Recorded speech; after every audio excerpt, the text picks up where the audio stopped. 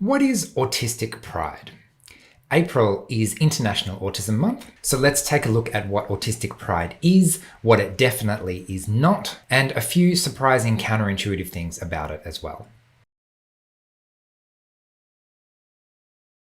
Hi everyone, Paul Micallef here from Autism from the Inside. I make weekly videos sharing the human side of autism, so make sure you hit subscribe to get the latest content.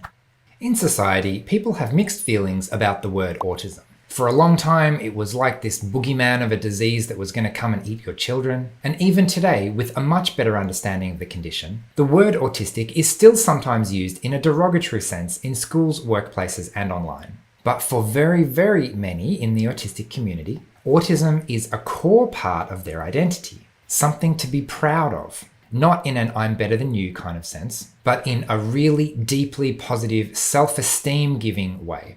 I am who I am autistic, this is me, and I wouldn't be any other way.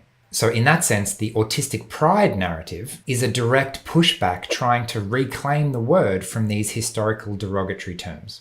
In that sense, the whole concept of Autistic Pride is relatively new. In the early days of autism research, it was doctors and clinicians studying autistic people who couldn't speak for themselves. There was a heavy focus on children and on curing whatever's wrong with them. The stated goal of autism therapy for a long time, I kid you not, was to make the autistic child indistinguishable from their peers. In other words, this kid is different. How do we make them less different so that they blend in with everyone else? And ultimately what that led to was a suppression of autistic tendencies. It led to social skills training that says, this is how you look someone in the eye, this is how you shake their hand, this is how you behave in a socially appropriate way. And by appropriate, they mean this is the social norm, let's practice following it.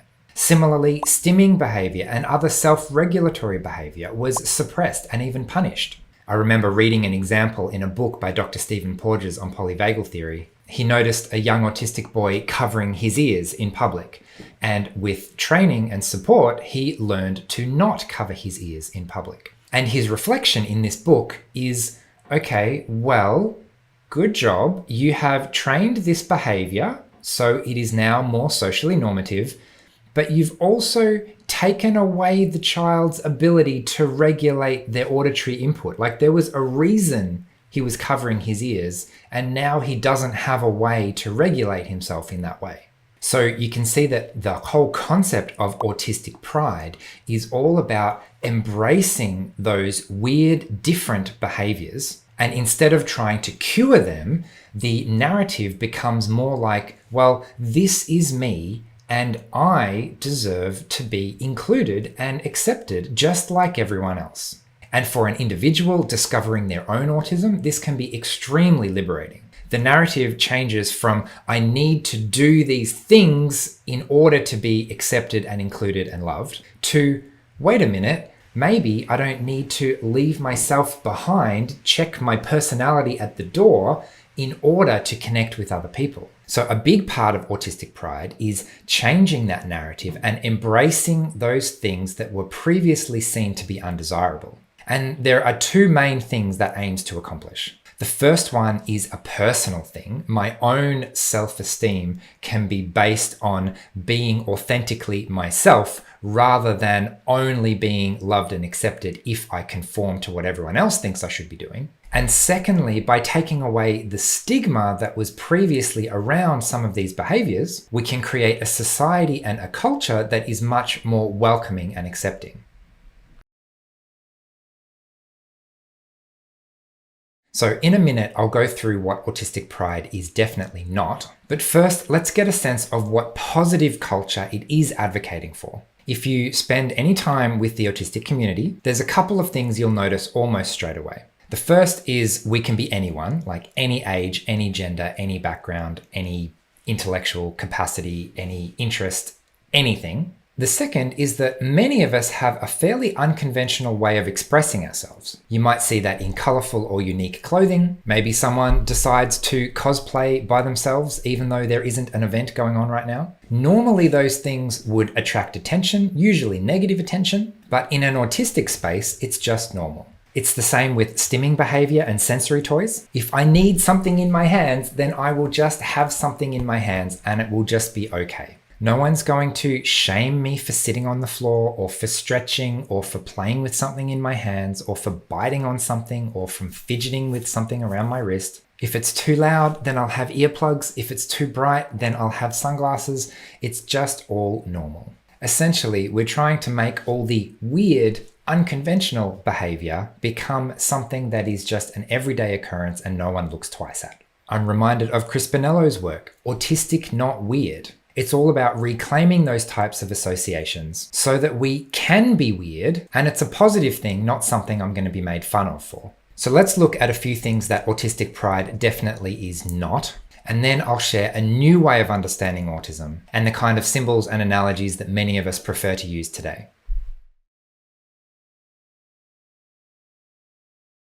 So the first thing that I want to say Autistic Pride definitely is not is any claim that somehow autistic people are better than everyone else. I used to initially take issue with this word pride just because the original meaning has more to do with this kind of self-inflated ego thinking that I'm better than everyone else. And historically, the sin of pride is a very unkind, unloving thing. Whereas what the term is used to mean today is much more like just having a really solid, strong sense of self-esteem.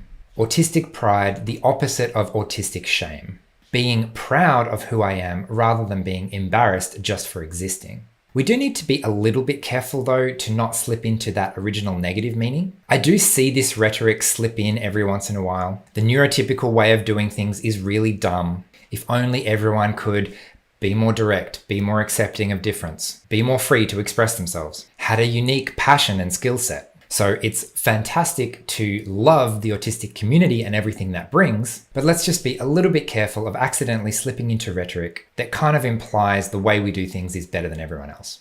The next thing that Autistic Pride definitely is not is the My Little Superhero narrative. This turns being different into being special, into being some kind of superhero with amazing abilities who's come to save the day. Lots of us do indeed have some pretty incredible abilities, but a more authentic sense of autistic pride embraces everything about what it means to be autistic.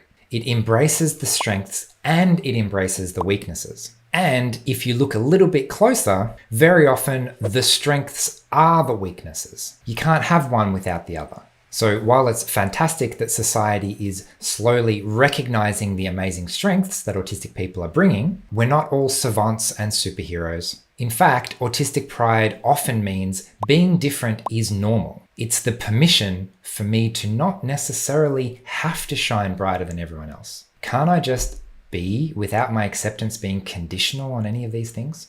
The third thing that autistic pride definitely is not is disability inspiration porn. If you haven't heard that term before, it's essentially the phenomenon where we emphasize how hard someone's life is, and the viewer gets the sense that, wow, your life is so tough. I mean, just to get up in the morning and live is just incredible. I don't know how you do it, right? That is disability inspiration porn. It's still a way of othering people so that they're not normal. So from my perspective, the best thing about autistic pride in a healthy sense is it's the freedom to be normal and be weird at the same time.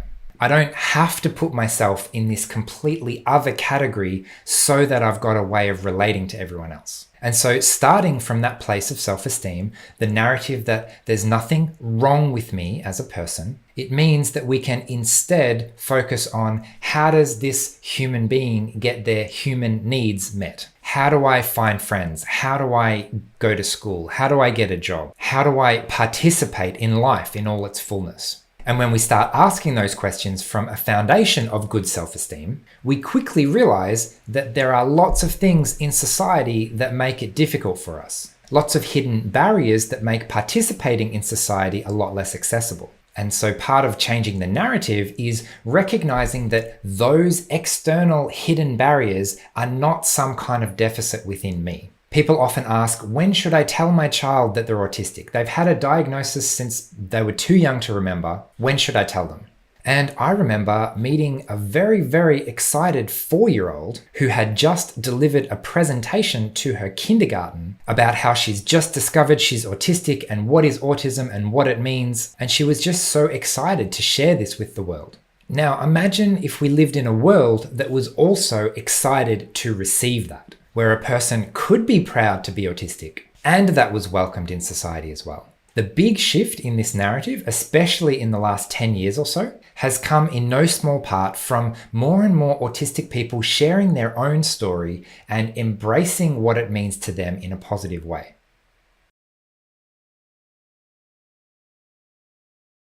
And part of this shift, part of the letting go of the history of how autism used to be seen, is the adopting of new symbols and new analogies of how to understand autism. And the main one that's worth mentioning is the move away from the puzzle piece imagery. Back in the day, some images were literally a person's brain with a puzzle piece missing from that brain. It was created when autism was a puzzle, it was a mystery, and no one really understood it. These days, the autistic community and trusted organizations are more likely to use the infinity symbol, often a rainbow infinity symbol. Rainbow because it's an autism spectrum, and the infinity because you can have an infinite amount of diversity within that spectrum. How many different ways are there for light to combine together to create images? Lots, right? It's not one or the other. It's not, are you more autistic or less autistic? It's what type of neurodiversity do you have?